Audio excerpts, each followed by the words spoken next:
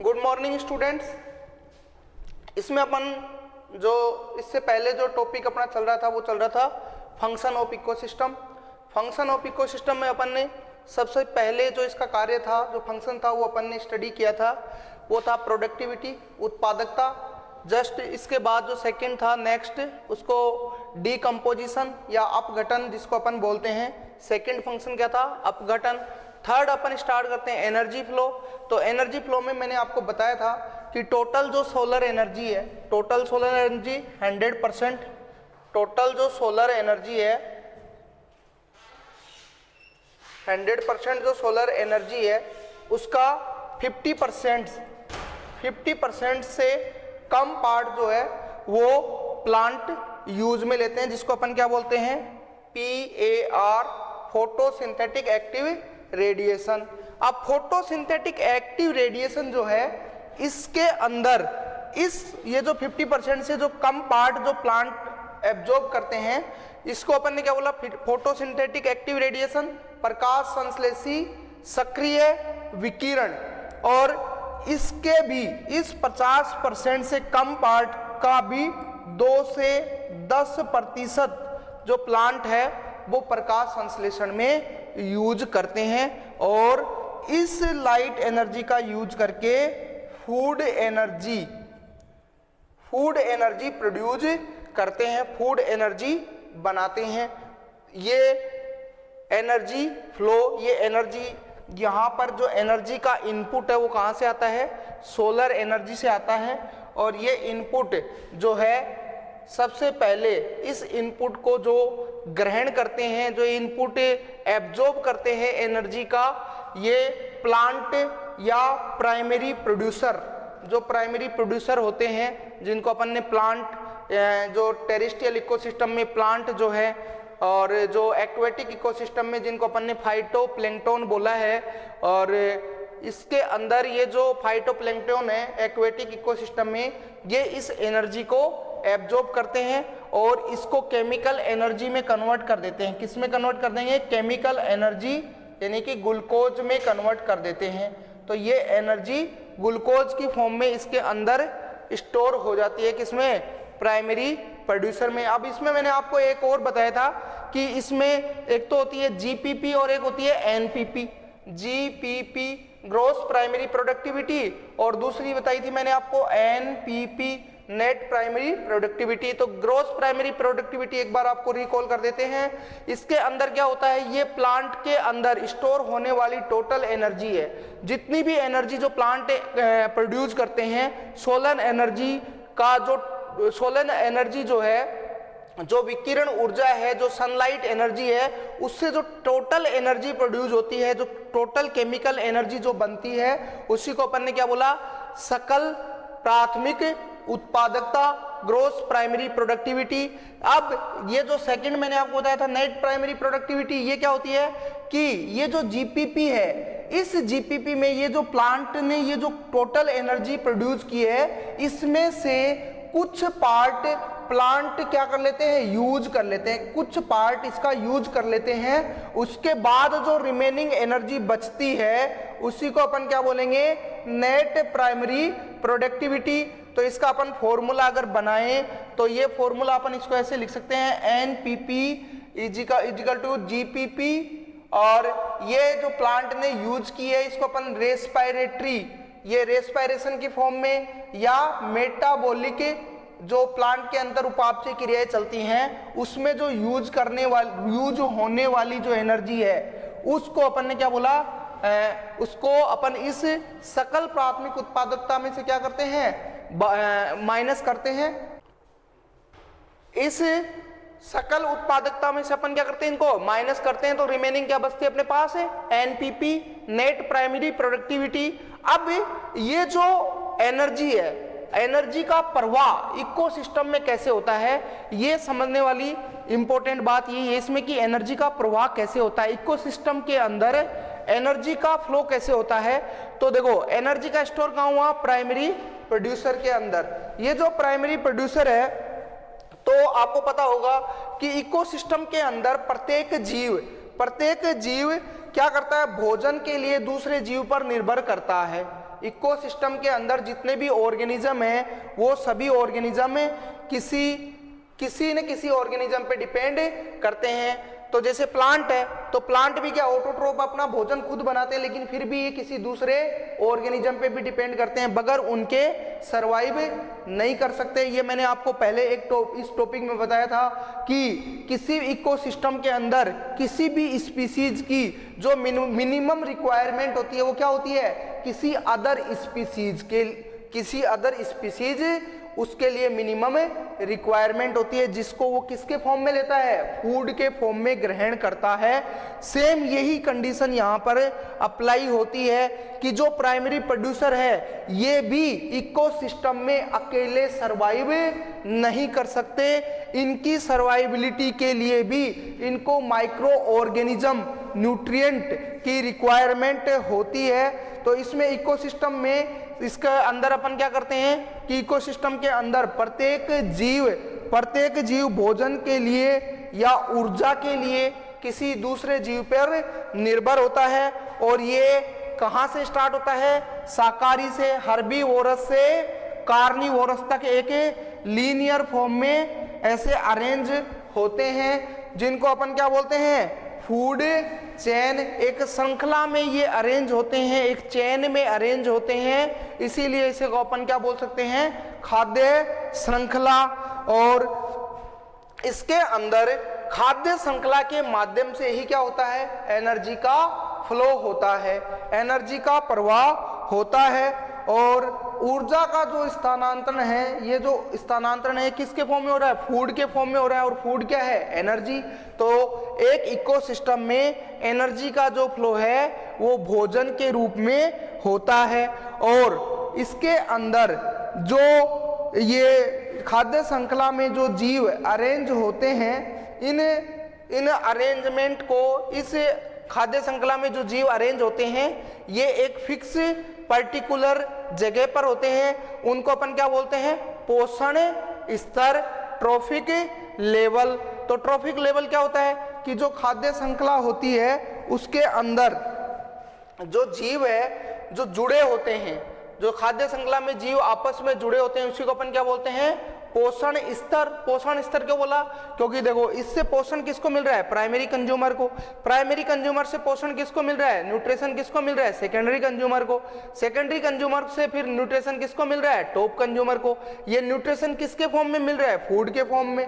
और फूड ही क्या है, एनर्जी है। लेकिन अब आप बोलोगे कि सर ये टॉप कंज्यूमर के बाद फिर एनर्जी फ्लो क्यों नहीं होता, तो देखो इसमें जो एनर्जी का फ्लो है वो इसके अंदर एक साइंटिस्ट थे लिंडमैन जो है, उन्होंने ये एनर्जी के लिए एक फॉर्मूला दिया था। इन्होंने बताया था कि जो एनर्जी का फ्लो होता है ना, उसमें 90% एनर्जी जो होती है वो जो खाद्य श्रृंखला में या फूड चेन में जो एनिमल्स या जो ऑर्गेनिज्म अरेंज होते हैं वो खुद अपने लिए कर लेते हैं। और एक ट्रॉफिक लेवल से सेकेंड ट्रॉफिक लेवल तक एनर्जी का ओनली 10% पार्ट ही ट्रांसफर होता है। इसलिए ये ट्रॉफिक लेवल ज्यादा आगे तक नहीं बन पाते हैं, क्योंकि एनर्जी क्या होती जाती है, कम होती चली जाती है और एक टाइम पर एनर्जी समाप्त होती चली जाती है। एक चीज इसमें आपको याद रखनी है कि एक सामान्य इकोसिस्टम के अंदर टोटल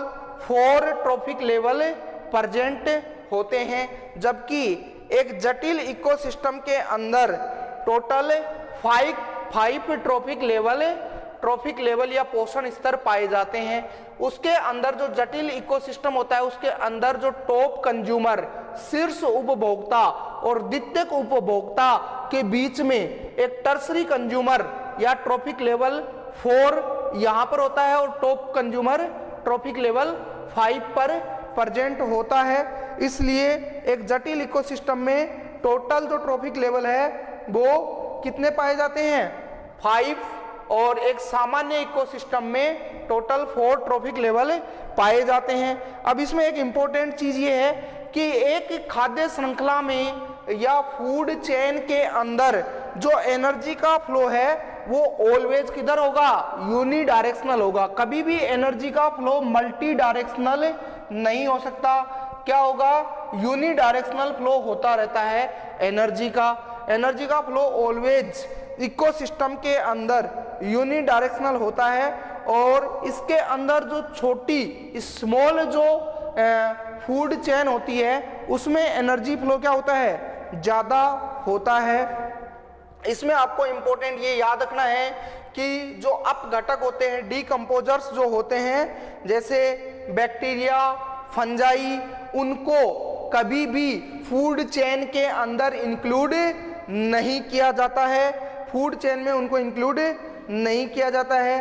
अब इसके बाद अपन ये ट्रॉफिक लेवल के बारे में मैंने आपको बताया कि इसमें आपको समझना क्या है कि जो प्राइमरी प्रोड्यूसर होते हैं, प्राइमरी प्रोड्यूसर कौन होते हैं, जितने भी ग्रीन प्लांट है वो क्या है, प्राइमरी प्रोड्यूसर, और उनको अपन क्या बोलेंगे, टी, इसको अपन टी से रिप्रेजेंट करते हैं, फर्स्ट ट्रॉफिक लेवल, प्रथम पोषण स्तर। तो प्रथम पोषण स्तर पे कौन सी खाद्य श्रृंखला के अंदर कौन से एनिमल्स या ऑर्गेनिज्म प्रेजेंट होते हैं, प्राइमरी प्रोड्यूसर या प्लांट। इसके अंदर आपको याद रखना है कि एक्वेटिक में तो फाइटोप्लैंक्टन, और टेरेस्ट्रियल इकोसिस्टम में ग्रास और ट्री, मतलब घास और वृक्ष, ये होते हैं फर्स्ट ट्रॉफिक लेवल, प्रथम पोषण स्तर। इनको अपन प्रथम पोषण स्तर भी बोलते हैं। सेकंड जो होता है प्राइमरी कंज्यूमर। अब प्राइमरी कंज्यूमर वो होते हैं प्राथमिक उपभोक्ता, वो ऑर्गेनिज्म होते हैं जो क्या करते हैं, पोषण किससे लेते हैं, प्राइमरी प्रोड्यूसर से पोषण ग्रहण करते हैं। इनका जो लेवल है ये होता है T2, सेकेंड ट्रॉफिक लेवल। इसको अपन क्या बोलेंगे, सेकेंड ट्रॉफिक लेवल या द्वितीय पोषण स्तर। इसके अंदर जितने भी हर्बीवोरस एनिमल्स आते हैं वो क्या है, प्राइमरी कंज्यूमर, प्राथमिक उपभोक्ता, लाइक काऊ वगैरह जो है, जो भी शाकाहारी जो प्राणी है वो क्या है, प्राइमरी कंज्यूमर है। और ये जो फूड चेन है उनमें इनका जो स्थान होता है, जो इनकी जो लेवल होता है वो क्या होता है, सेकेंडरी ट्रॉफिक या सेकेंड ट्रॉफिक लेवल, जिसको अपन T2 से रिप्रेजेंट करते हैं। उसके बाद T2 से रिप्रेजेंट करते हैं और ये प्राइमरी कंज्यूमर होते हैं। इसके बाद जो थर्ड ट्रॉफिक लेवल आता है, तृतीय पोषण स्तर, ये होता है, ये वो एनिमल्स होते हैं जिनको अपन क्या बोलते हैं, द्वितीयक उपभोक्ता, सेकेंडरी कंज्यूमर। ये अपना पोषण किससे ग्रहण करेंगे, अपना पोषण प्राइमरी कंज्यूमर से ग्रहण करते हैं। शाकाहारी जो प्राणी हैं उनसे ग्रहण करते हैं, जो हर्बीवोरस जो प्राणी है उनसे ग्रहण करते हैं। जितने भी कार्निवोरस, जितने भी मांसाहारी प्राणी होते हैं वो उनका जो फूड चेन के अंदर ट्रॉफिक लेवल होता है वो होता है थर्ड ट्रॉफिक लेवल, जिसको अपन T3 से रिप्रेजेंट करते हैं, और वो सभी क्या होते हैं, सेकेंडरी कंज्यूमर। इसके बाद आता है टॉप कंज्यूमर, शीर्ष उपभोक्ता, शीर्षस्थ उपभोक्ता जो होते हैं ये, इसको अपन बोलते हैं ट्रॉफिक लेवल 4, T4 से रिप्रेजेंट करते हैं। और जितने भी इसके अंदर क्या है, जो टॉप जो कार्निवोरस होते हैं, जिनको इस नेचर में कोई भी शिकार नहीं करता है, उनको अपन क्या करते हैं, टॉप कंज्यूमर की श्रेणी में रखते हैं। जैसे ह्यूमन, लोयन और पिकॉक, ये सब क्या है, टॉप कंज्यूमर।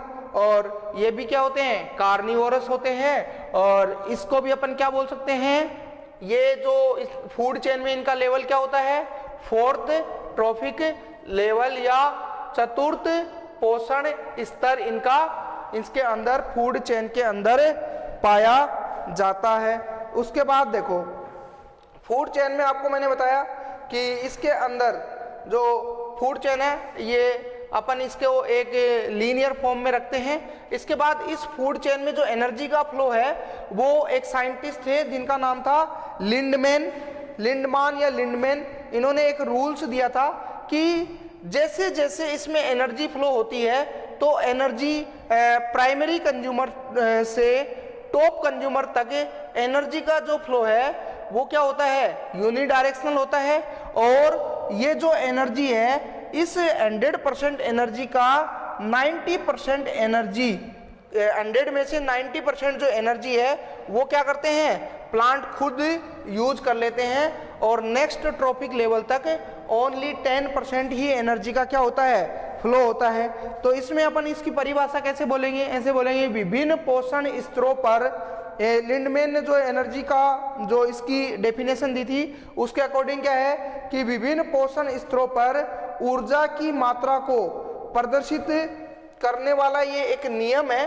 तो इसके अंदर अपन ऐसे बता सकते हैं कि ये जो एनर्जी फ्लो है ये प्रत्येक पोषक स्तर पर ऊर्जा की जो मात्रा में कमी आती है उसी को अपन प्रत्येक पोषक स्तर में ऊर्जा की मात्रा में जो कमी आती है उसी को अपन क्या बोलेंगे, लिंडमैन रूल।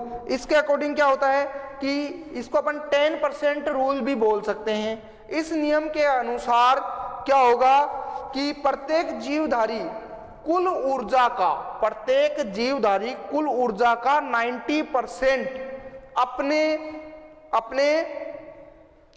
मेटाबॉलिक उपापचय क्रियाओं में यूज कर लेता है, और सेकंड पोषक स्तर पर ओनली 10% ही ऊर्जा पहुंचती है, 10% ऊर्जा ही पहुंचती है। तो ऊर्जा के अकॉर्डिंग जो टॉप कंज्यूमर होता है तो उसके पास तो बहुत कम एनर्जी पहुंचेगी। अब इसका 10% निकालो आप, इसका 10% मतलब यहाँ पर 1% ही एनर्जी पहुंचेगी, फिर इसका 10%। तो ऐसे करके जो ये टॉप कंज्यूमर होते हैं ये एनर्जी के अकॉर्डिंग क्या होते हैं, बहुत ही वीक होते हैं, जबकि ये शारीरिक रूप से क्या होते हैं, मजबूत होते हैं, क्योंकि इसके अंदर एनर्जी का जो फ्लो है वो सबसे कम पहुंचता है। तो इसको अपन ऐसे भी बोल सकते हैं कि ऊर्जा का जो प्रवाह है इसको 10% रूल के अकॉर्डिंग भी अपन इसको देख सकते हैं। आगे अपन स्टार्ट करते हैं इसके अंदर कि ये जो फूड चेन है ये कितने प्रकार की होती है, इकोसिस्टम के अंदर जो फूड चेन पाई जाती है वो कितने टाइप की होती है, या प्रकृति में जो फूड चेन होती है वो मुख्यतः 3 प्रकार की फूड चेन पाई जाती है, जिसके अंदर ऊर्जा का प्रवाह होता रहता है। 3 प्रकार की फूड चेन, तो इसमें अपन ये से देख लेते हैं टाइप ऑफ फूड चेन। पहली जो है इसके अंदर उसको अपन बोलेंगे चारण खाद्य श्रृंखला। चारण खाद्य श्रृंखला मतलब ग्राजिंग फूड चेन। चरने वाले जो जीव है, टेरिस्ट्रियल जो एनिमल है, उनके अंदर ये ग्राजिंग फूड चेन प्रेजेंट होती है। अब इसके अंदर अपन डिटेल से देखते हैं। टाइप ऑफ फूड चेन देख रहे थे अपन, तो टाइप ऑफ फूड चेन देखो, प्रकृति में ओनली 3 ही प्रकार की फूड चेन पाई जाती है। इसमें सबसे फर्स्ट अपन देखते हैं चारण खाद्य श्रृंखला, ग्राजिंग फूड चेन। इसको प्रीडेटर परभक्षी फूड चेन भी अपन बोल सकते हैं। दूसरी है पैरासिटिक फूड चेन, ये होती है परजीवी फूड चेन या परजीवी खाद्य श्रृंखला। इसके बाद थर्ड है डेट्राइटस फूड चेन, अपरदी खाद्य श्रृंखला। इसमें सबसे पहले अपन देखेंगे ग्राजिंग फूड चेन। तो प्रकृति में सबसे ज्यादा जो फूड चेन या जो खाद्य श्रृंखला पाई जाती है वो होती है ग्राजिंग फूड चेन। ये दो प्रकार से हो सकती है। एक तो ये जो टेरिस्ट्रियल इकोसिस्टम होता है, टेरिस्ट्रियल इकोसिस्टम के अंदर जो ग्राजिंग चेन होती है उसको अपन क्या बोलते हैं, जैसे ये अपन इसको ग्राजिंग फूड चेन ही बोलते हैं। इसका एग्जांपल है ग्रासलैंड इकोसिस्टम। और दूसरा जो पानी के अंदर जो ग्राजिंग फूड चेन होती है उसको अपन बोलते हैं एक्वेटिक फूड चेन। ये एक्वेटिक इकोसिस्टम में मिलेगी। जैसे पानी के अंदर, पानी भी क्या है कि जैसे बड़े बड़े जो पॉन्ड्स वगैरह है, जो ओशियंस है, उसके अंदर जो फूड चेन पाई जाती है वो भी एक तरह से ग्राजिंग फूड चेन होती है। लेकिन वो जो इकोसिस्टम होता है उसको अपन क्या बोलेंगे, एक्वेटिक इकोसिस्टम। और टेरिस्ट्रियल इकोसिस्टम में भी ग्राजिंग फूड चेन पाई जाती है। तो इसमें इंपॉर्टेंट आपको याद रखना है कि अधिकांश इकोसिस्टम के अंदर जो खाद्य श्रृंखला है वो कौन सी पाई जाती है, चारण खाद्य श्रृंखला या ग्राजिंग फूड चेन, या इसको अपन प्रीडेटर परभक्षी फूड चेन भी बोल सकते हैं। तो इस खाद्य श्रृंखला में या इस खाद्य श्रृंखला का जो शुरुआत है, जो स्टार्टिंग है, वो कहाँ से होती है? प्राइमरी प्रोड्यूसर से। तो चारण खाद्य श्रृंखला जो स्टार्ट होती है वो होती है प्राइमरी प्रोड्यूसर से। प्राइमरी प्रोड्यूसर से स्टार्ट होकर ये उत्तरोत्तर ये लगातार छोटे जीवों तक जाती है। उसके बाद इसके अंदर क्या होता है? सेम वही मैंने आपको इससे पहले बताया था, एनर्जी का जो फ्लो होता है वो क्या होता है? 10% रूल के अकॉर्डिंग इसके अंदर एनर्जी फ्लो होता है। इसका एक छोटा एग्जांपल अपन देख सकते हैं, जैसे ग्रास है, तो ग्रास को जो खाने वाले हैं वो क्या है? हर्बीवोरस, और हर्बीवोरस के ऊपर जो डिपेंड है वो क्या है? वो है कार्निवोरस। सेम इसी में अंदर इसके अंदर जैसे ग्रासलैंड इकोसिस्टम के अंदर जो चारण खाद्य श्रृंखला होती है वो मैंने यहाँ पर रिप्रेजेंट की है, इसको अपन देख लेते हैं। जैसे ग्रास है, तो ग्रास क्या है? ये T1 फर्स्ट ट्रॉफिक लेवल, दूसरा जो है रेबिट, ये जो खरगोश है ये किस पे डिपेंड करता है? ग्रास पे, और इसको अपन सेकेंड ट्रॉफिक लेवल भी बोल सकते हैं, या इसको अपन प्राइमरी कंज्यूमर भी बोल सकते हैं। अब ये प्राइमरी कंज्यूमर जो है इस पे डिपेंड कौन करता है? इस पे करता है सेकेंडरी कंज्यूमर या थर्ड ट्रॉफिक लेवल, जैसे फॉक्स है, जैसे कार्निवोरस जो होते हैं एनिमल्स, वो क्या है? वो इसके ऊपर प्राइमरी कंज्यूमर पे डिपेंड करते हैं। इसके बाद आता है जो टॉप कंज्यूमर है, जैसे नेचर में जिसका जो है जिसका यूज एनर्जी के फॉर्म में या फूड के फॉर्म में कोई नहीं करता, उसको अपन क्या बोलेंगे? T4 फोर ट्रॉफिक लेवल या टॉप कंज्यूमर। तो ये देखो ग्रास से स्टार्ट होकर प्राइमरी प्रोड्यूसर से स्टार्ट होकर टॉप कंज्यूमर तक ये चारण खाद्य श्रृंखला यहाँ पर आकर के क्या हो जाती है? स्टॉप हो जाती है, क्योंकि एनर्जी बहुत ही कम यहाँ पर प्राप्त होती है, 10% अकॉर्डिंग टू 10% रूल। उसके बाद एक्वेटिक इकोसिस्टम के अंदर जो ग्राजिंग फूड चेन है उसकी स्टार्टिंग किससे होती है? एक्वेटिक इकोसिस्टम के अंदर जो प्रोड्यूसर होते हैं, जो प्राइमरी प्रोड्यूसर होते हैं, उसको अपन बोलते हैं फाइटोप्लैंक्टन। क्या बोलेंगे? पादप पलवक। फाइटोप्लैंक्टन जो है उसको प्राइमरी प्रोड्यूसर, वो सोलर एनर्जी को किस में कन्वर्ट करते हैं? केमिकल एनर्जी को। और फाइटोप्लैंक्टन पे डिपेंड होने वाले जो एनिमल्स होते हैं, जो स्मॉल एनिमल्स होते हैं, जो स्मॉल एनिमल होते हैं उसको अपन बोलेंगे जू प्लैंक्टन, जंतु पलवक। ये इसको अपन प्राइमरी कंज्यूमर भी बोल सकते हैं। ये प्राइमरी कंज्यूमर जो हैं इनके ऊपर डिपेंड होने वाले जो एनिमल्स हैं वो एक्वेटिक इकोसिस्टम में कौन है? Small fish. और स्मॉल फिश के बाद जो इनके ऊपर डिपेंड होता है वो क्या है? Large fish. इस प्रकार ये एक अपन ने ग्राजिंग फूड चेन को रिप्रेजेंट किया है। ये चारण खाद्य श्रृंखला है जो टेरेस्ट्रियल और एक्वेटिक इकोसिस्टम में पाई जाती है।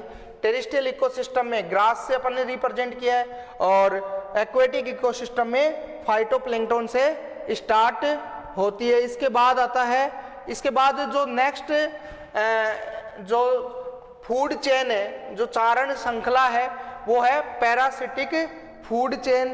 तो पैरासिटिक जो फूड चेन होती है जिसको, तो ये पैरासिटिक फूड चेन भी कहाँ से स्टार्ट होती है? ये भी उत्पादक से ही स्टार्ट होती है, प्राइमरी प्रोड्यूसर से ही ये स्टार्ट होती है। क्योंकि जो पैरासाइट है वो न्यूट्रिशन कहाँ से एब्जॉर्ब करेंगे? प्राइमरी प्रोड्यूसर से, और उसके बाद ये आगे फिर बड़े जीवों तक स्थानांतरित होती चली जाती है। जो पैरासिटिक फूड चेन है इसको भी अपन रिप्रेजेंट करते हैं पैरासिटिक फूड चेन में। तो इसके अंदर अपन देख सकते हैं जो ट्री इकोसिस्टम है उसके अंदर इसको आसानी से अपन समझ सकते हैं। ट्री इकोसिस्टम में क्या होता है कि जो ट्री होता है उसके ऊपर स्मॉल बर्ड्स क्या होते हैं? बर्ड्स डिपेंड होते हैं। क्या होते हैं? बर्ड्स डिपेंड होते हैं, पैरासाइट होते हैं। ये जो ट्री इकोसिस्टम है इसके ऊपर क्या है? बर्ड्स। बर्ड्स क्या होते हैं? पैरासाइट होते हैं।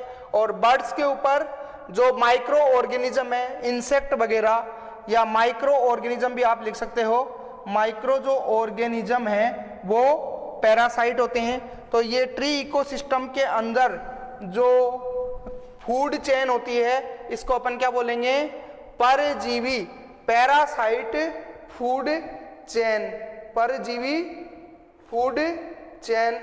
तो इसमें जो एनर्जी का फ्लो होता है वो किस पे डिपेंड करता है, कोई भी अगर फूड चेन अपन पढ़ रहे हैं तो उसके अंदर जो एनर्जी है उसका जो सोर्स है वो क्या होगा, सोलर एनर्जी। ओनली सनलाइट की जो एनर्जी है वो ही फूड चेन को स्टार्ट कर सकती है और फिर आगे उस एनर्जी का फ्लो फूड की फॉर्म में होता रहता है। इसके बाद आती है third, detritus food chain, detritus या अपरदी खाद्य श्रृंखला। तो इसको भी अपन रिप्रेजेंट करते हैं, इसको लिख देता हूं, और DFC, डेट्राइटस फूड चेन, अपरदी खाद्य श्रृंखला। तो ये जो खाद्य श्रृंखला है DFC, ये इनडायरेक्टली सनलाइट पे डिपेंड होती है। इसकी स्टार्टिंग जो होती है डेड ऑर्गेनिक मैटर से ये स्टार्ट होती है। और डेड ऑर्गेनिक मैटर कहाँ से आता है, जैसे एनिमल्स और प्लांट है, उनकी डेथ होने के बाद जो वेस्ट प्रोडक्ट बनता है वो उसी को अपन क्या बोलते हैं, डेट्राइटस, अपरद। और अपरद पर जो रिएक्शन करते हैं वो क्या है, माइक्रो ऑर्गेनिज्म क्या करेंगे, उसको अपघटित कर देंगे, डिकम्पोज कर देंगे। ये जो खाद्य श्रृंखला है इसी को अपन क्या बोलेंगे, अपरदी खाद्य श्रृंखला या डेट्राइटस फूड चेन। ये इनडायरेक्टली सनलाइट पे डिपेंड करती है। और इस खाद्य श्रृंखला के अंदर मर्त कार्बनिक डेड ऑर्गेनिक मैटर का क्या होता है, डिकम्पोजिशन होता है। और इसके अंदर जो है ये माइक्रो ऑर्गेनिज्म पार्टिसिपेट करते हैं। ये माइक्रो ऑर्गेनिज्म क्या करते हैं, डेड ऑर्गेनिक मैटर के ऊपर एंजाइम सीक्रेट करते हैं जो उनको क्या कर देता है, अपघटित कर देता है, या उनके अंदर जो जटिल कार्बनिक पदार्थ है उनको सिंपल इनऑर्गेनिक अकार्बनिक पदार्थों के अंदर तोड़ देता है। और उसको वो जो अकार्बनिक पदार्थ बने हैं उनको ये माइक्रो ऑर्गेनिज्म क्या कर लेते हैं, अवशोषित कर लेते हैं। तो ये स्टार्ट होती है डेड ऑर्गेनिक मैटर से और अंत तक कहाँ पर स्थानांतरित होती है, बैक्टीरिया एंड फंजाई पे। इसके बाद आता है फूड वेव। फूड वेव के अंदर मतलब खाद्य जाल।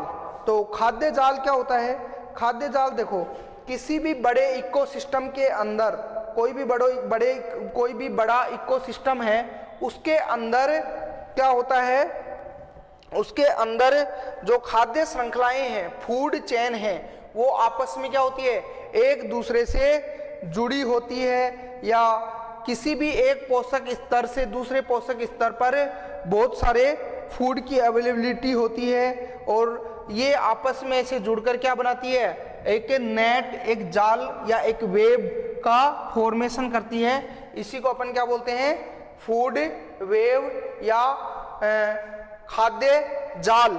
ये हमेशा बड़े इकोसिस्टम में पाया जाता है। खाद्य श्रृंखलाओं में प्राकृतिक अंतर संबंध ही क्या कहलाता है, खाद्य जाल कहलाता है। खाद्य जाल में ऊर्जा एक दिशा से एक दिशीय, परंतु ऊर्जा का फ्लो तो यूनिडायरेक्शनल होगा, लेकिन उसके जो पाथ हैं वो डिफरेंट हो सकते हैं। इस फूड वेव के अंदर क्या होता है कि एक से ज्यादा पोषक स्तर प्रेजेंट होते हैं, जिसमें किसी भी एक पोषक स्तर पर जो ऑर्गेनिज्म होता है उसके लिए एक से ज्यादा ऑप्शन प्रेजेंट होते हैं। खाद्य जाल में विभिन्न पोषक स्तरों के सदस्य अपनी पसंद के अकॉर्डिंग, अपनी स्वाद अनुसार फूड का चयन कर सकते हैं, परंतु इसके अंदर क्या होता है, कोई भी ऑर्गेनिज्म या एनिमल्स के लिए एक से ज्यादा ऑप्शन प्रेजेंट होते हैं। खाद्य जो इकोसिस्टम होता है उसके अंदर जो फूड वेव है वो जितना ज्यादा जटिल होता है वो इकोसिस्टम उतना ज्यादा ही स्थायी माना जाता है। क्योंकि उस इकोसिस्टम की नेचुरल डेथ आसानी से संभव नहीं होती, वो प्राकृतिक रूप से जल्दी से नष्ट नहीं होता, क्योंकि उसके अंदर जो ऑर्गेनिजम्स होते हैं, जो ट्रॉफिक लेवल होता है, वो ट्रॉफिक लेवल, उस ट्रॉफिक लेवल पे एक से ज़्यादा फूड या एनर्जी के लिए ऑप्शन प्रेजेंट होते हैं, तो उस इकोसिस्टम में स्टेबिलिटी क्या होगी, ज़्यादा पाई जाती है। ये जो फूड वेव है ये भी किससे स्टार्ट होता है, प्रोड्यूसर से ही स्टार्ट होता है। तो इसके अंदर क्या होता है, तो इसके अंदर जो है, जैसे मान लो ये इतना ज़्यादा स्टेबल क्यों होता है, जितना ज़्यादा खाद्य जाल जटिल होगा, कॉम्प्लेक्स होगा, इकोसिस्टम उतना ही ज़्यादा क्या होगा, स्थायी होगा। क्यों? क्योंकि उसके अंदर क्या होगा, जैसे मान लो ये एक वेव है, इसके अंदर मान लो अपन ने रेबिट को यहाँ से हटा दिया, तो इस रेबिट के ऊपर जो डिपेंड है, जैसे स्नेक है, तो ये स्नेक जो है, अब अगर इसको रेबिट अगर नहीं मिल रहा है फूड की फॉर्म में, तो ये किस पे डिपेंड कर सकता है, इंसेक्ट को भी खा सकता है, तो ये इकोसिस्टम के अंदर क्या होगा, ये सरवाइव करेगा आराम से। या फिर यहाँ पर जैसे ये ईगल है, अगर मान लो यहाँ पर स्नेक भी क्या हो जाए, एब्सेंट हो जाए, फ्रॉग भी क्या हो, एब्सेंट हो, तो ये क्या है, रेबिट वगैरह को भी क्या फूड के फॉर्म में ले सकता है। इस प्रकार ये जो इकोसिस्टम के अंदर फूड वेव जितना ज़्यादा कॉम्प्लेक्स होगा, वो इकोसिस्टम उतना ही ज़्यादा स्थिर होगा। और एक सामान्य जाल युक्त इकोसिस्टम अधिक स्थिर नहीं होता, मतलब एक सामान्य जिसके अंदर वेव बना हुआ है वो इतना ज़्यादा स्टेबल नहीं होता। कॉम्प्लेक्स वेव अगर प्रेजेंट है तो इकोसिस्टम क्या होगा, स्टेबल पाया जाता है। ये फूड जो वेव है ये मैंने आपको बताया है। फिर इसके बाद एक पॉइंट इंपॉर्टेंट होता है, ये मैंने आपको पहले बताया था कि जो इकोसिस्टम होता है वो क्या होता है, उसके अंदर स्वयं नियंत्रण का गुण पाया जाता है, खुद ही वो क्या होता जाता है, नियंत्रित तो हो सकता है, क्योंकि इकोसिस्टम में विभिन्न पोषक स्तरों पर संतुलन बनाए रखने की कैपेसिटी नेचुरली क्या होती है, प्रेजेंट होती है, और प्रत्येक पोषक स्तर दूसरे पोषक स्तर को नियंत्रित करता है, इसलिए यह स्वयं नियंत्रित माना जाता है। स्वयं नियंत्रण जो विज्ञान है उसको पर साइबरनेटिक्स कहते हैं। फिर इसके बाद नेक्स्ट पॉइंट आता है इकोलॉजिकल पिरामिड। अब इसके बाद अपन नेक्स्ट देखते हैं इकोलॉजिकल पिरामिड। इकोलॉजिकल पिरामिड क्या होते हैं, वो किसने बनाए हैं, उनकी क्या उपयोगिता है, स्टडी उनकी अपन क्यों करते हैं, ये सब इसके अंदर अपन देखते हैं इकोसिस्टम के पिरामिड। तो नेक्स्ट अपन देख रहे थे पारिस्थितिक पिरामिड, इकोलॉजिकल पिरामिड। तो सबसे पहले इसकी डेफिनेशन देखते हैं, इकोलॉजिकल पिरामिड क्या होते हैं। तो इसके अंदर आपको सबसे पहले ध्यान रखना है कि प्रत्येक इकोसिस्टम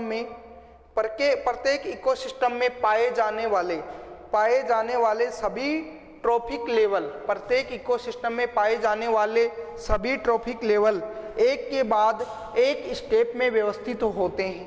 प्रत्येक इकोसिस्टम में पाए जाने वाले trophic level step by step क्या होते हैं, प्रेजेंट करते हैं अपन।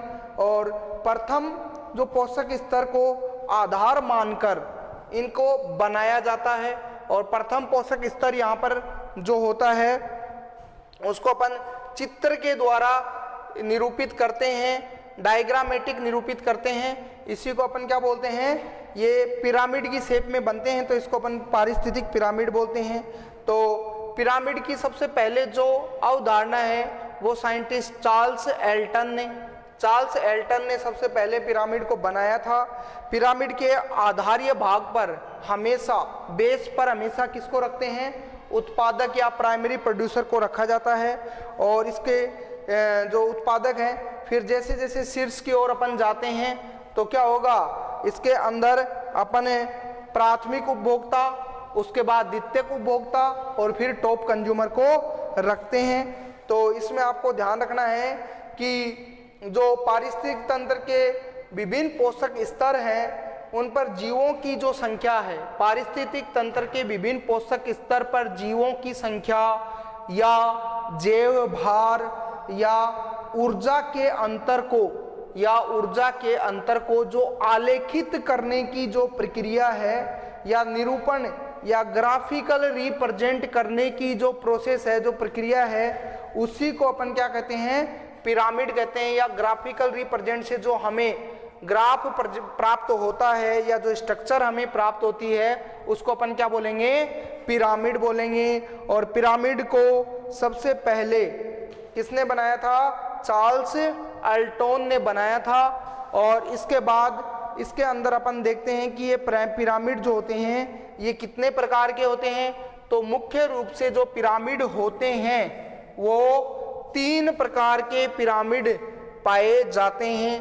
पहला जो पिरामिड होता है वो है संख्या का पिरामिड, या जीवों के या ऑर्गेनिज्म के नंबर्स का पिरामिड।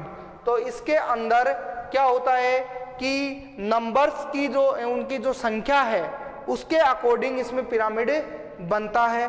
तो ये जो पिरामिड होते हैं जनरली जो संख्या के पिरामिड होते हैं सामान्यतः कैसे होते हैं, सीधे होते हैं, चाहे वो टेरेस्ट्रियल पिरामिड हो या एक्वेटिक पिरामिड हो, जलीय इकोसिस्टम का पिरामिड हो या टेरेस्ट्रियल यानी कि स्थलीय इकोसिस्टम का पिरामिड हो। तो जैसे इसके अंदर क्या होता है, संख्या को देखा जाता है। जैसे टेरेस्ट्रियल इकोसिस्टम का पिरामिड अगर अपन बनाते हैं तो टेरेस्ट्रियल में यहाँ पर क्या जाएंगे, प्रोड्यूसर। तो प्रोड्यूसर क्या होते हैं, जो स्थलीय इकोसिस्टम होता है तो प्रोड्यूसर की जो संख्या होती है सबसे ज्यादा पाई जाती है, जैसे घासे। और घास पे जो डिपेंडेंट होते हैं वो प्राइमरी कंज्यूमर, उनकी संख्या घास की तुलना में क्या होगी, कम। फिर प्राइमरी कंज्यूमर पे डिपेंड होते हैं वो क्या है, सेकेंडरी कंज्यूमर, वो क्या है, कार्निवोरस, तो उनकी संख्या और कम होगी, उनके नंबर्स और कम हो जाएंगे। और जो टॉप कंज्यूमर्स हैं उनकी संख्या और कम होती चली जाएगी। ऐसे ही इकोसिस्टम जो होता है एक्वेटिक इकोसिस्टम, जलीय इकोसिस्टम के अंदर भी अगर अपन संख्या का पिरामिड देखें, नंबर्स ऑफ ऑर्गेनिजम्स का जो पिरामिड है उसको अपन देखें तो वो भी कैसा होता है, सीधा होता है। उसके अंदर जो है एक्वेटिक इकोसिस्टम में फाइटोप्लैंक्टन्स जो होते हैं उनके नंबर्स क्या होते हैं, ओशियंस वगैरह में सबसे ज्यादा होते हैं, संख्या में सबसे ज्यादा होते हैं। फाइटोप्लैंक्टन्स पे जो डिपेंडेंट ऑर्गेनिजम्स हैं, माइक्रो ऑर्गेनिजम्स हैं जिनको अपन ने जू प्लैंक्टन बोला है, उनके नंबर फाइटोप्लैंक्टन के कंपैरिजन में क्या होते हैं, कम होते हैं। इसके बाद जो जू प्लैंक्टन है उनके ऊपर जो डिपेंडेंट है या ट्रॉफिक लेवल जो थर्ड जो ट्रॉफिक लेवल है वो भी क्या होते हैं, उसके नंबर्स और कम होते चले जाते हैं। और फिर जो ओशियंस के अंदर या एक्वेटिक इकोसिस्टम है उसके अंदर जो लार्ज फिश होती हैं उनकी संख्या और भी कम होती है। लेकिन जो इसके अंदर जो नंबर्स का जो पिरामिड है इसमें आपको याद रखना है कि जो ट्री इकोसिस्टम है, कौन सा इकोसिस्टम, वृक्ष पारिस्थितिक तंत्र के अंदर संख्या का जो पिरामिड है वो कैसा होता है, जस्ट इनके अपोजिट होता है, उल्टा होता है। क्यों, क्योंकि देखो जो ट्री होता है उसके नंबर्स क्या होते हैं, एक सिंगल ट्री है तो उसको सिंगल नंबर्स हैं, लेकिन उस ट्री के ऊपर जो बर्ड्स होते हैं उनके नंबर्स क्या होंगे, ज्यादा। उनके ऊपर जो ट्री के ऊपर जो बर्ड्स रहते हैं, जो पक्षी रहते हैं उनकी संख्या ज्यादा। और पक्षियों के ऊपर डिपेंडेंट जो पैरासाइट होते हैं वो उनसे ज्यादा होते हैं, एक पक्षी पे एक से ज्यादा पैरासाइट डिपेंडेंट होते हैं। तो संख्या के पिरामिड में जो ट्री इकोसिस्टम का जो संख्या का पिरामिड होता है वो क्या होता है, उल्टा होता है, क्योंकि एक जो वृक्ष है उसमें संख्या का पिरामिड कैसा होगा, उल्टा। यहाँ पर जो परजीवी इकोसिस्टम है वो इसको अपन परजीवी इकोसिस्टम भी बोल सकते हैं, क्योंकि इसके अंदर क्या होगा, पक्षी जो हैं वो वृक्ष के ऊपर क्या होंगे, डिपेंडेंट होंगे, और पक्षियों के ऊपर जो पैरासाइट है वो डिपेंडेंट होते हैं। इस प्रकार जैसे नीचे से अपन ऊपर चलते हैं तो संख्या बढ़ती जाती है। ये हो गया संख्या का पिरामिड। तो इसके बाद अपन इसमें एक एग्जाम्पल और ले लेते हैं। जो डेजर्ट इकोसिस्टम होता है उसके अंदर भी क्या होता है, संख्या का पिरामिड हमेशा ही कैसे होता है, उल्टा होता है। डेजर्ट इकोसिस्टम के अंदर भी संख्या का पिरामिड हमेशा उल्टा पाया जाता है। इसके बाद नेक्स्ट अपन देखते हैं, तो इसमें आपको याद रखना है कि जो श्रृंखला का जो पिरामिड होता है इसके अंदर बायोटिक पोटेंशियल अपन रिप्रेजेंट करते हैं। इसके बाद नेक्स्ट आता है जैव भार बायोमास का पिरामिड। अब बायोमास क्या होता है, तो ये बायोमास अपन क्या करते हैं, जो प्रोड्यूसर होते हैं इनके अंदर जो टोटल जो एनर्जी स्टोर होती है फूड की फॉर्म में, उसको अपन क्या बोलते हैं, जो ड्राई एनर्जी है उसी को अपन क्या बोलेंगे, बायोमास। तो बायोमास में जो होता है इकोसिस्टम का जो बायोमास जो पिरामिड होता है, तो इसके अंदर देखो क्या होता है कि इसमें प्रत्येक पोषक स्तर के अंदर ये जो पिरामिड है ये बायोमास को दर्शाता है। जैव भार का पिरामिड प्रत्येक पोषक स्तर में बायोमास या जैव भार को रिप्रेजेंट करता है, जैव भार को दर्शाता है। ये पिरामिड भी अधिकांशतः जनरली बायोमास के पिरामिड भी ज़्यादातर कैसे होते हैं, सीधे पाए जाते हैं। इसके अंदर आपको जैसे ग्रासलैंड इकोसिस्टम है, तो ग्रासलैंड इकोसिस्टम में बायोमास सबसे ज़्यादा किसमें स्टोर होगा, जो घास है। जैसे ग्रासलैंड इकोसिस्टम के अंदर अपन बायोमास का पिरामिड बनाते हैं तो सबसे ज़्यादा क्या होगी वहाँ पर, ग्रास है, तो ग्रास के अंदर सबसे ज़्यादा बायोमास बनेगा फोटोसिंथेसिस के थ्रू, ये ग्रास। और फिर ये जो बायोमास है इस बायोमास का कुछ पार्ट कहाँ पर जाएगा ग्रास से, जो प्राइमरी कंज्यूमर है, जो हर्बीवोरस है, उसके अंदर ये यहाँ से स्टोर ये फूड की फॉर्म में लेंगे, तो इनका बायोमास ग्रास के कंपैरिजन में क्या होगा, कम होगा। ये हो गए प्राइमरी कंज्यूमर। फिर इसके बाद सेकेंडरी कंज्यूमर में भी क्या होगा, बायोमास और थोड़ा कम हो जाएगा। और टर्सरी कंज्यूमर जो है इसके अंदर या टॉप कंज्यूमर जैसे लोयन वगैरह है उसके अंदर बायोमास सबसे कम पाया जाता है, क्योंकि एनर्जी फ्लो भी सबसे कम उनके पास एनर्जी पहुंचती है। इसी प्रकार अपन ट्री इकोसिस्टम के अंदर जो बायोमास का पिरामिड है, तो देखो एक ट्री होता है, अब अपन ने ट्री इकोसिस्टम में जो नंबर्स का जो पिरामिड बनाया था वो तो क्या होता है, उल्टा होता है, अपोजिट होता है। लेकिन बायोमास का जो पिरामिड है ट्री इकोसिस्टम में वो कैसा होगा, वो बिल्कुल सीधा होगा, क्योंकि जो ट्री है उसके अंदर बायोमास क्या है, सबसे ज्यादा अमाउंट में है। फिर जो ट्री के ऊपर डिपेंड्स क्या है, बर्ड्स, उनमें बायोमास और कम हो गया। जैव भार जो वेट है, जैव भार जो जैविक के उसके अंदर मटेरियल है उसका जो भार है या उसका जो शुष्क भार है वो और कम हो गया। बर्ड्स पे डिपेंडेंट जो इंसेक्ट होते हैं, पैरासाइट होते हैं, उनका भार और कम हो जाता है। इस प्रकार जो क्या है ट्री इकोसिस्टम के अंदर जो बायोमास का पिरामिड है वो कैसा मिलेगा आपको, सीधा मिलेगा। लेकिन जो जलीय इकोसिस्टम है, जो एक्वेटिक इकोसिस्टम है, इसके अंदर जो बायोमास का पिरामिड है वो जस्ट क्या हो जाएगा, अपोजिट हो जाएगा।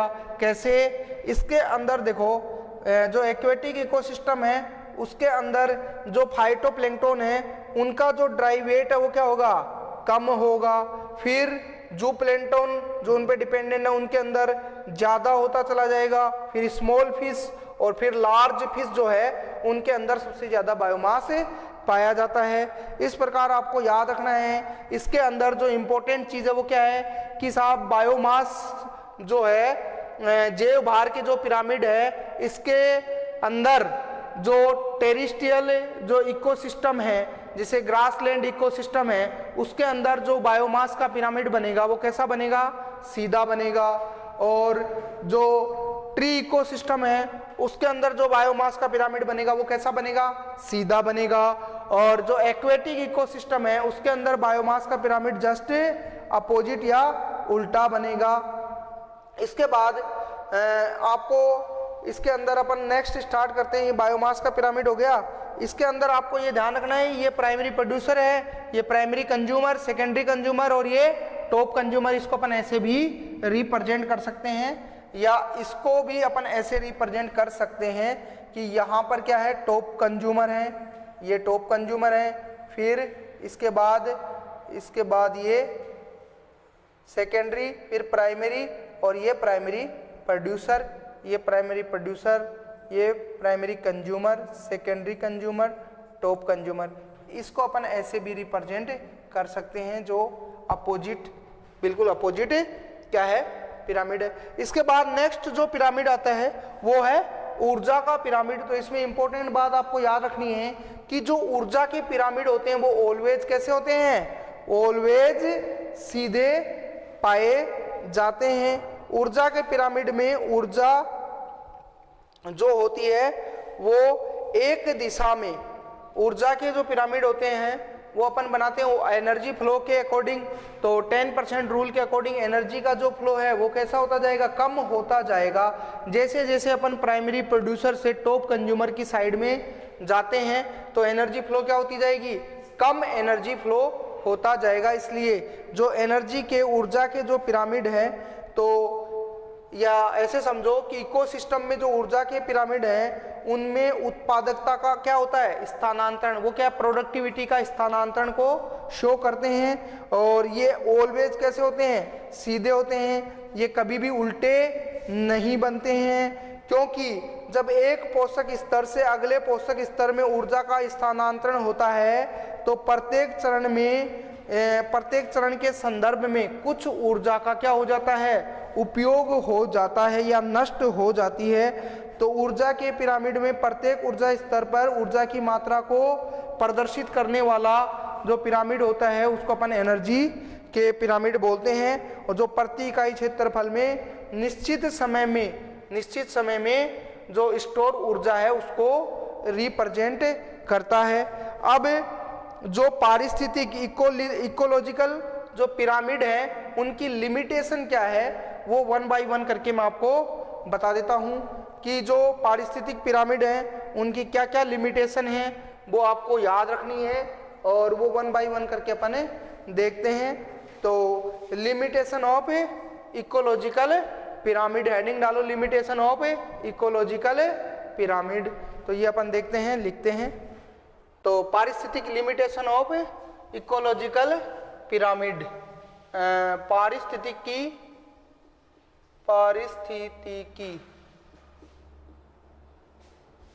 पारिस्थितिकी पिरामिड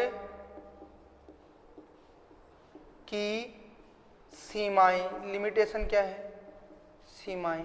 अब इसकी लिमिटेशन क्या है, देखो एक तो क्या लिमिटेशन है इसके अंदर कि इसके अंदर जो है सबसे पहले तो आपको ये ध्यान रखना है कि इसके अंदर एक साधारण आहार श्रृंखला बनती है। क्या बनती है, फूड चेन बनती है जो प्रकृति में कभी विद्यमान नहीं होती, फिक्स नहीं होती।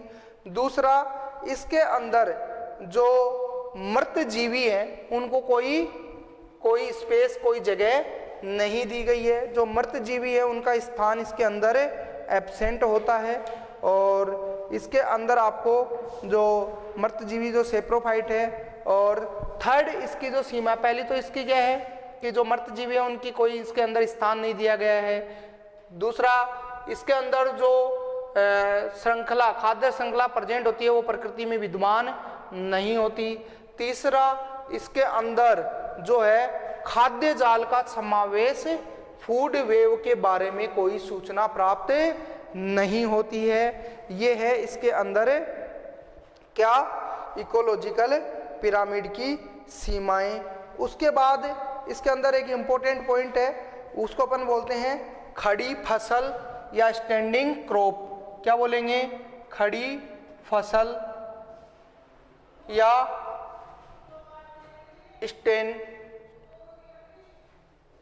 स्टैंडिंग क्रॉप्स, खड़ी फसल या स्टैंडिंग क्रॉप्स। इसके अंदर क्या होता है, इसकी क्या डेफिनेशन है, इसके अंदर अपन मानते हैं कि खड़ी फसल वो फसल होती है जो ऐसे समझ सकते हैं कि किसी भी इकोसिस्टम में प्रति इकाई क्षेत्रफल में प्रति इकाई समय में उपस्थित किसी भी इकोसिस्टम में unit time and unit area में प्रेजेंट कार्बनिक लिविंग ऑर्गेनिक मैटर की जो क्वांटिटी है उसको अपन क्या बोलेंगे, स्टैंडिंग क्रॉप, उसको अपन बोलते हैं। उसके बाद स्टैंडिंग क्रॉप की अगर अपन इसको अपन रिप्रेजेंट करें तो ये एक तरह से क्या है, बायोमास ही है। बायोमास को अपन ने क्या बोल दिया, स्टैंडिंग क्रॉप। इसके बाद नेक्स्ट जो इकोलॉजी में चैप्टर है उसको अपन नेक्स्ट जो हेडिंग है वो होती है न्यूट्रिएंट साइकिल, पोषक चक्कर। तो पोषक चक्कर अपन इसमें पढ़ेंगे। तो कौन कौन से न्यूट्रिएंट साइकिल इकोसिस्टम के अंदर जो है जनरेट होते हैं, उसमें जैसे कार्बन साइकिल है, फॉस्फोरस साइकिल है, नाइट्रोजन साइकिल है, ये अपन इसको 1 बाय 1 करके देखेंगे। तो इसमें जो आपकी एनसीईआरटी में दे रखी है कार्बन जो साइकिल है उसके बारे में बता रखा है। तो पहले अपन इसके अंदर जो टॉपिक लेंगे वो अपन ले लेते हैं जो कार्बन साइकिल है उसको स्टार्ट करते हैं कि कार्बन साइकिल होती क्या है, कैसे बनती है, और कार्बन साइकिल को किसने बनाया, कैसे बनती है, वो अपन देखेंगे नेक्स्ट टाइम पे।